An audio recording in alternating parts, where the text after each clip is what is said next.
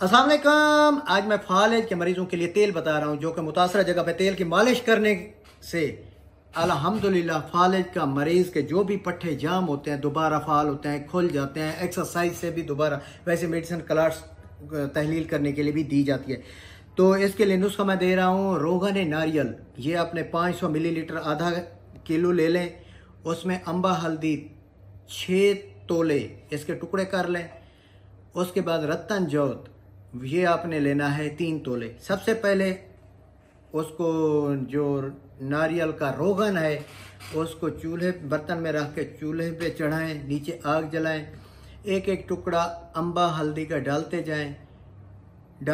जब देखें अम्बा हल्दी जल गई है, कोयला हो गई है, ख़त्म हो चुकी है, तो उसमें फिर रत्तन जोत डाल लें। जब रत्तन जोत डालेंगे ठीक 5-4 मिनट बाद उसको उतार कर नीचे रख दें। ठंडा होने तक कपड़े से रख के तेल छान लें, रोगन छान लें। वही रोगन मुतासरा जगह पे मालिश करवाएं, एक्सरसाइज कराएं। क्योंकि अक्सर लोगों के जो क्लॉट्स हैं तहलील हो जाते हैं लेकिन साइड उनकी पूरी जाम रहती है।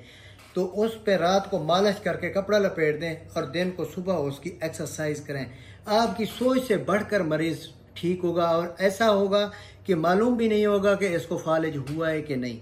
वैसे ब्लड को जो क्लॉट्स आ चुका हो ब्रेन में उसको तहलील करने के लिए मेडिसन पहले आप लाजिम दें, क्योंकि उसकी वजह से सिग्नल प्रोवाइड नहीं होते पूरी बॉडी को एक साइड जाम। अगर वो तहलील हो गए तो फिर भी वो साइड जाम है, कुछ अर्से बाद जाम हो जाती है, सेल्स डैमेज होते हैं। तो उसको फाल करने के लिए, वेंस को खोलने के लिए ये मालिश है। और दूसरी बात, जोड़ में दर्द हो, गंठिया का दर्द हो, तो जोड़ों पे भी मालिश करके ऊपर कपड़ा लपेट दें। 3-4 दिन रात को मालिश कराएं, सुबह खोल दें कपड़ा। जोड़ों का दर्द भी ख़त्म होगा। उसकी वजह क्या होती है कि जोड़ों के अंदर जो है ना वेंस जाती है, ब्लड की सर्कुलेशन होती है नीचे टांग तक। तो जोड़ के अंदर जो है ना जब वेंस गुजरती हैं तो वो दबाव की वजह से चिपक जाती हैं, खुश्क हो जाती हैं या वो सुकड़ जाती हैं। उसकी वजह से ब्लड की वहाँ सर्कुलेशन सही नहीं होती।